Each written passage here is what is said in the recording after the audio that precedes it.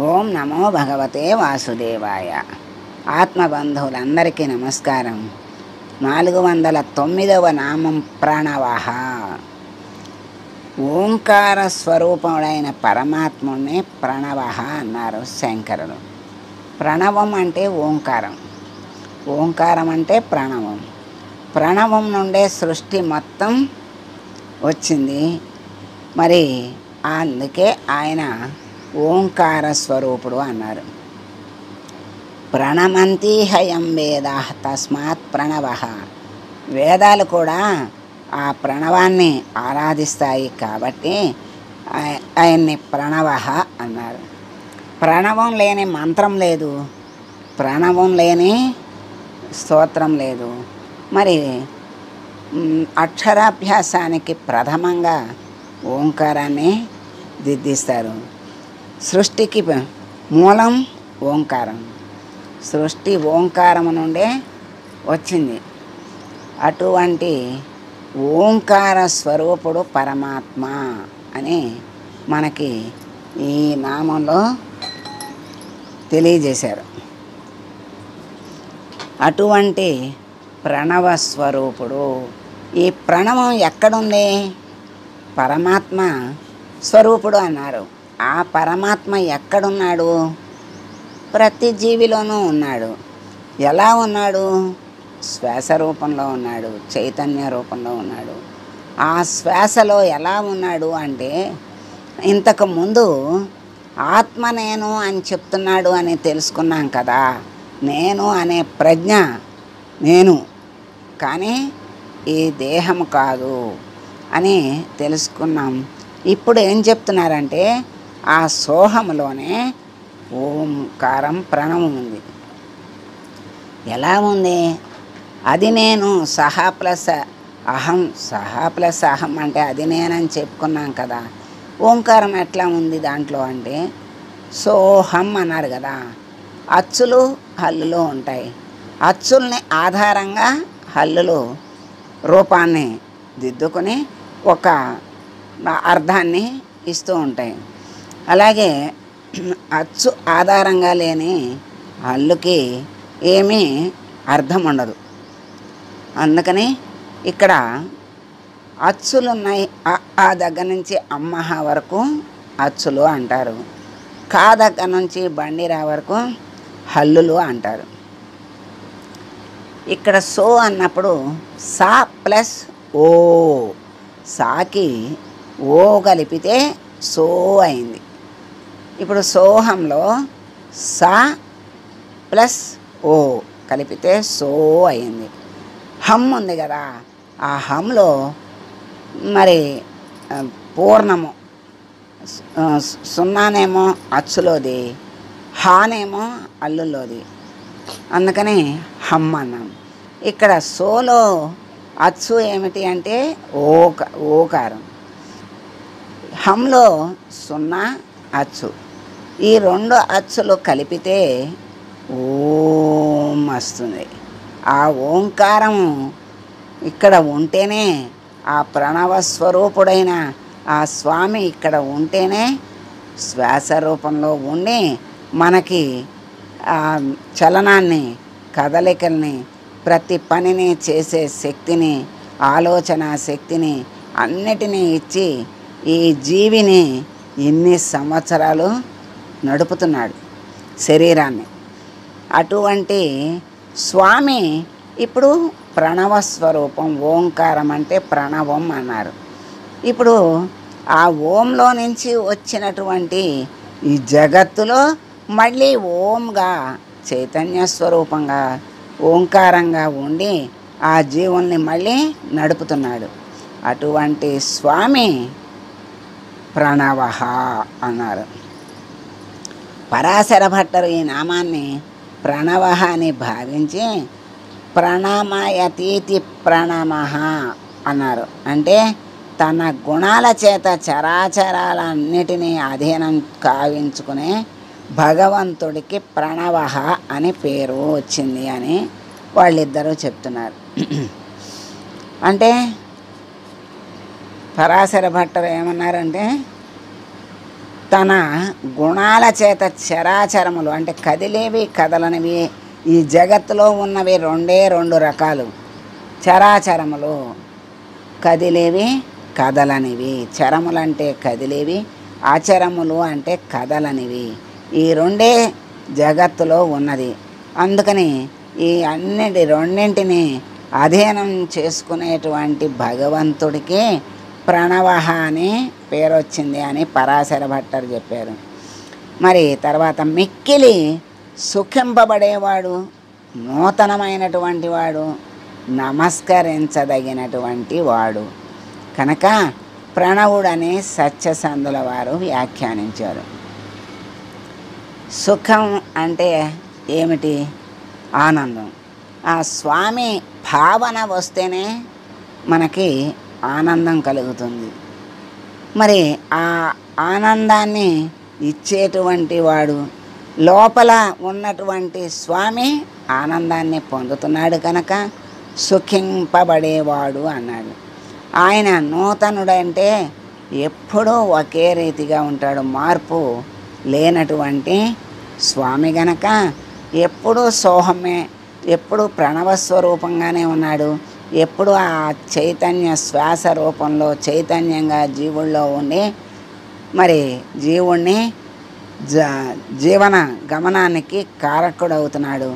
ఆ తర్వాత నేననే ప్రజ్ఞగా అనుక్షణం వెంటే నోటి వెంట మరి మనిషి వెంట ఉంటూ నడిపిస్తూ ఉన్నాడు.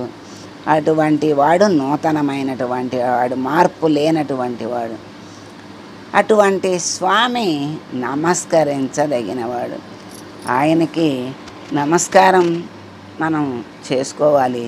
ఆయనకి నమస్కారం చేసుకుంటేనే ఆ మనస్ఫూర్తిగా చేసిన నమస్కారానికే ఆయన ప్రీతిపాత్రుడై మనల్ని ఉద్ధరిస్తాడు. కనుక నమస్కరింపదగినవాడు అయినటువంటి స్వామి ప్రణవుడు అని సత్యసంధుల వారు వ్యాఖ్యానించారు. పరమహంసలైనటువంటి వాళ్ళు స్వామిని ఓం ప్రణవాయ నమః అని ప్రశంసిస్తూ ఉన్నారు. అట్లా ఈ విధంగా ప్రణవ నామానికి అర్థం మూడు రకాలుగా ఓంకార స్వరూపుడైన పరమాత్ముడిని ప్రణవః అన్నారని శంకరులు అన్నారు. మరి గుణాల చేత చరాచరములంతటా నిండి అధీనంలో ఉంచుకున్నటువంటి స్వామి గనక ప్రణవః అని పరాశరులు అన్నారు. సుఖింపబడేవాడు, నూతనమైన వాడు, నమస్కరింపబడవాడు కనుక ప్రణవుడు అని సత్యసంధుల వారు చెప్పారు. తర్వాత ఇంకొక మహానుభావుని అర్థాన్ని కూడా మనం తెలుసుకుందాం. ప్రణవము అంటే ఏం చెప్పారు? ఓంకారము అన్నారు. ఈ ఓంకారమే మొట్టమొదటి అక్షరము. అక్షరము అంటేనే నశింపు లేనిది అని అర్థం. క్షరము అంటే నశించేది, అక్షరము అంటే నశించనిది. కనుక ఈ ఓంకారం మొదటి శబ్దం, మొదటి అక్షరం నశింపు లేనిది. మరి దీనిలో నుంచే చోటు వచ్చింది అంటే మొత్తం ఆకాశం వచ్చింది. చోటులో నుండే మిగిలిన సమస్తము, చోటు ఉంటేనే కదా ఏదైనా ఉండేది. ఆ ఆకాశము అనే చోటు దిగొచ్చింది. తర్వాత ఆ చోటులో సమస్త జగత్తు దిగొచ్చింది. ఈ ఓంకారం నుండే జీవుడికి శ్వాస పుడుతోంది. కనుక ఈ ఓంకారాన్ని ధ్యానం చెయ్యాలి అంటే మొదట ఏం చేయాలి? శ్వాసని ధ్యానం చెయ్యాలి. అందుకే శ్వాసను గూర్చిన ధ్యానం ఇంతకుముందు మనం చాలాసార్లు మనం తెలుసుకున్నాం. ఈరోజు కూడా తెలుసుకున్నాం. శ్వాస గురించి మనం శ్వాసలో ఏమున్నది, శ్వాస మీద ధ్యాస పెట్టాలి అంటే ఆ శ్వాస యొక్క అర్థాన్ని, పరమార్థాన్ని మనం తెలుసుకుంటే దాని మీద ధ్యాస కూడా మనకి బాగా కుదురుతుంది. అందుకని దాని యొక్క అర్థాన్ని, పరమార్థాన్ని రెండిటిని కూడా మనకి చక్కగా తెలియజేశారు. శ్వాసని ధ్యానం చేసేవాడు ఓంకారములోనే ఉన్నట్లు ఉంటాడు. అంటే తాను శ్వాస తీయటం మాని తన యందు శ్వాస ఉంటుంది. అంటే ఇప్పుడు మనలో శ్వాస ఆడుతోంది అనుకుంటున్నాం కదా, దాంట్లో మునిగిపోయినప్పుడు శ్వాసలో తాను ఉన్నట్లుగా అనిపిస్తుంది. అంటే శ్వాసే అక్కడ ప్రధానంగా కనపడుతుంది, ఇంకేమీ ఉండదు. తాను శ్వాసలో ఉన్నట్లుగా భావన అనుభవం వస్తుంది. అందుకని అంటే ఆ శ్వాస కూడా తగ్గిపోతుంది నిదానంగా. ముందు ఏంటంటే ఆవేశంగా ఉన్నవాడికి ఎక్కువ శ్వాసలు తీసుకుంటాడు, ఎక్కువ మరి అదే దాన్నే ఆయాసం అంటాడు. అదే ప్రశాంతంగా ఉన్నవాడు నిదానంగా శ్వాస తీసుకుంటాడు, ప్రశాంతంగా ఉంటాడు. ఇంకా ధ్యానం చేసేవాళ్ళు చాలా ప్రశాంతంగా ఉంటారు కనుక ఆ శ్వాస వేగం ఇంకా తగ్గుతుంది. ఇంకా తగ్గి తగ్గి తగ్గి మరి రోజుకి 21,600 శ్వాసలు జరిగే జీవుడికి మరి మహామునులు తపస్సు చేసేటువంటి వాళ్ళు రోజుకొక్క శ్వాసనే ఆహారంగా తీసుకుని వాళ్ళు అన్ని వేల సంవత్సరాలు బ్రతుకుతున్నారు. అంటే ఈ శ్వాసల ఆధారంగానే బ్రతుకుతున్నారు. అంటే ఒక్కరోజు 21,600 శ్వాసలు జరగాల్సింది ఒక్క శ్వాసతో గడిపాడు అనుకోండి, ఒక్కరోజే 21,600 రోజు శ్వాసలు మిగులుతాయి. అంటే రోజుకు ఒక్క శ్వాస చొప్పున అన్ని రోజులు మనం ఒక్కరోజు బ్రతికే శ్వాసలతో 21,600 రోజులు బ్రతుకుతాడు. ఆ రకంగా అన్ని వేల సంవత్సరాలు బ్రతుకుతున్నారు అంటే, బ్రతికారు అంటే ఇదంతా ఒట్టిది అనుకుంటాం తెలియక. అది ఎందుకు ఎలా జరిగింది అనేది విషయాన్ని తెలుసుకోవడానికి ఆతృత పడాలి, విషయాన్ని తెలుసుకోవాలి. కానీ అవన్నీ మనకి తెలియనివన్నీ ఒట్టిది, అన్ని మాటలు ఒట్టి మాటలు అని అనుకోవటం ఇంకొక పెద్ద అజ్ఞానం. అంటే మనకి జ్ఞానం ఉన్నది అనుకున్నవాడు ఇట్లా అజ్ఞానంలోకి దిగిపోతాడు, అజ్ఞానపు మాటలు మాట్లాడతాడు. అందుకని మనకి తెలియని దాన్ని తెలుసుకోవాలి, కానీ మనకన్నీ తెలుసు అనుకోవటం చాలా అజ్ఞానంలో ఉన్నట్టు అడుక్కి దిగిపోవటానికి అదే కారణమవుతుంది, అధపాతాళానికి. అందుకని మహామహా అనుభావులే తెలిసింది ఎంతో లేదు అణువంతా అనుకుంటారు. అందుకే వాళ్ళు అంత మహానుభావులు అయ్యారు.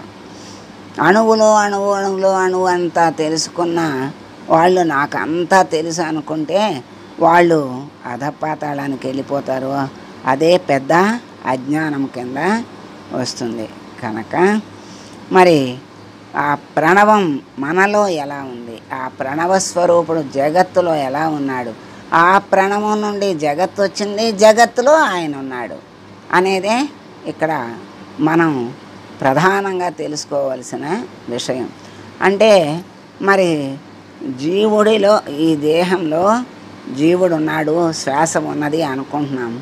ధ్యానం చేస్తే శ్వాసలో నేనున్నాను అని భావన, అనుభవం వస్తుంది అని చెప్తున్నారు. అటువంటి అనుభవం పొందిన వాళ్ళు మహానుభావులు. పరమాత్మ మరి ప్రణవస్వరూపుడైన పరమాత్మను మనం వేడుకుంటూ, స్వామి ఆ ప్రణవస్వరూపాన్ని, అర్థాన్ని, పరమార్థాన్ని మాకు చక్కగా తెలియజేసి ఆ మార్గంలో నడిపించి నీలో మేమున్నట్లుగా సర్వం నీమయంగా తెలుసుకొని అంతటా నిన్నే అంతర్యామిగా చూడగలిగే శక్తి సామర్థ్యాలను ప్రసాదించి నీ దరికి, నీకు ప్రీతి పాత్రుల్ని చేసుకుని నీ దరికి చేర్చుకో స్వామి అని వేడుకుంటూ మంగళం పాడదాం. మంగళం కౌసలేంద్రాయ మహనీయ గుణాత్మనే సర్వలోకశరణ్యాయ సాధురూపాయ మంగళం. ఓం